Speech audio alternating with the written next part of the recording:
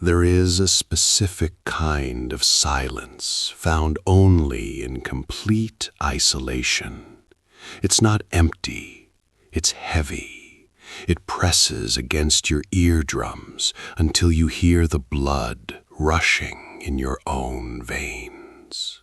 Patrick sought this silence. A law student, desperately behind on his reading, he volunteered to stay behind on a remote Canadian island after his vacation party packed up and left for Montreal. September was turning to autumn. The maples were bleeding crimson against the gray sky. He had a 2-story cottage, provisions for a week, and absolute solitude. But you see, true solitude is a myth. When the human voices leave, other things begin to fill the void. The isolation didn't feel peaceful. It felt exposed. The forests on the mainland were miles away, an unbroken line of hostile wilderness. And the silence of the cottage was worse. The rocks and trees seemed to hold memories. He'd hear phantom shouts, or his own name carried on the wind. The empty corridors of the house seemed to echo with the shufflings and whispers of the people who had just left. Patrick tried to rationalize it.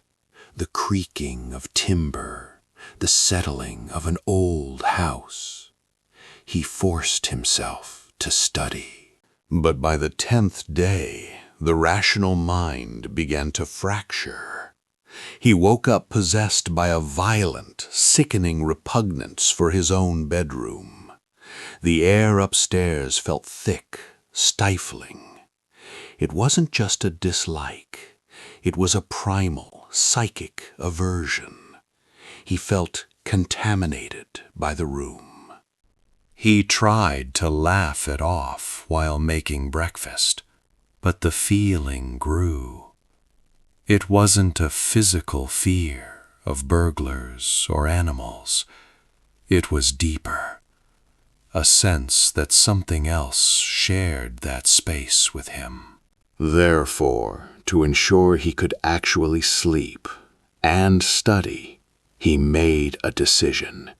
He moved his entire sleeping setup downstairs into the main sitting room. He felt an immense, childish relief when the operation was done. He closed the door leading upstairs, sealing off the shadows. He sat at his table, surrounded by 6 blazing lamps, the darkness outside pressing against the glass like a physical weight. He began to read.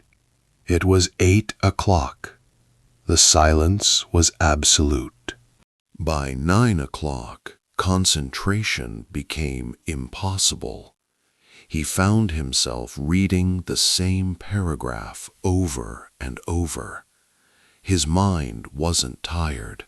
It was hyper-alert. It was waiting for something.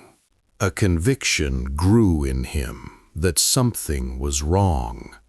He checked the doors, locked, the windows, fastened. Yet the feeling persisted. The room grew impossibly cold. Needled by a restless anxiety, he stepped to the glass door opening onto the veranda to let in some air. He looked out along the single shaft of light thrown by his lamps onto the black lake surface. And he saw it. Gliding swiftly across that narrow path of light was a canoe. It appeared from the darkness and vanished back into it in a heartbeat. Patrick froze. The summer visitors were gone. This wasn't a modern pleasure craft. It was massive, high-prowed, an ancient birch bark war canoe. The image burned into his brain. It shouldn't have been He stepped out onto the veranda, trying to shake the chill from his bones. The night was suffocatingly still. Minutes later, he saw another canoe cross the light. Closer this time. He could make out two figures paddling with silent, powerful strokes. The man steering in the stern was immense, gigantic. He watched, breath held. A third canoe passed, almost brushing the dock. Therefore, the terrifying realization hit him. It wasn't 3 canoes. It was one.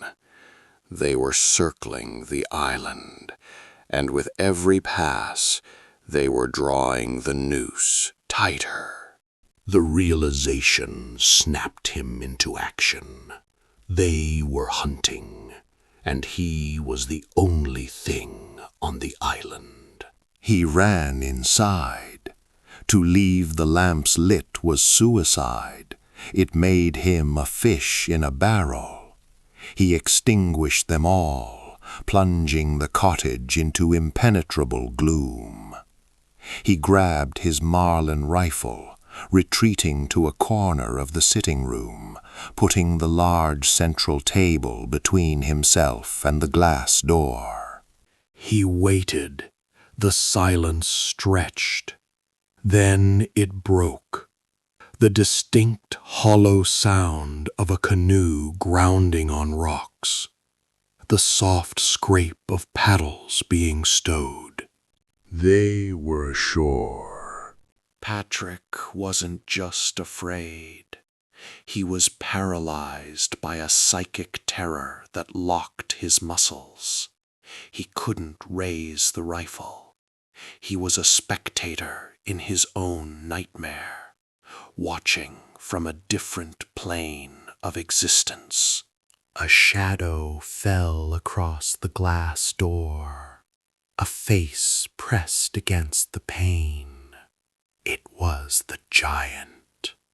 For 5 agonizing minutes, the figure just stood there, breathing against the glass, scanning the dark room.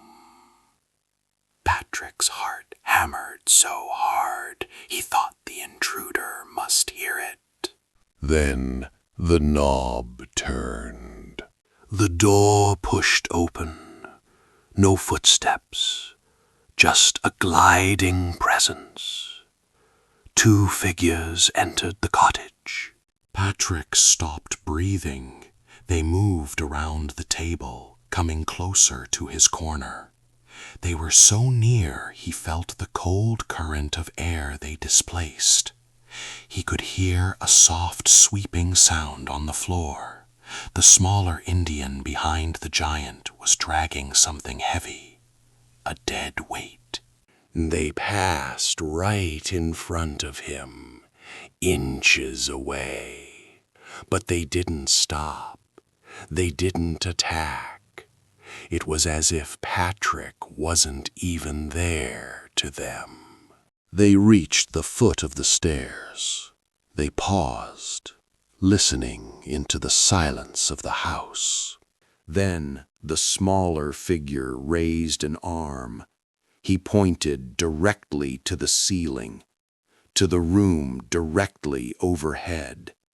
The room Patrick had fled that morning because of the overwhelming sense of evil.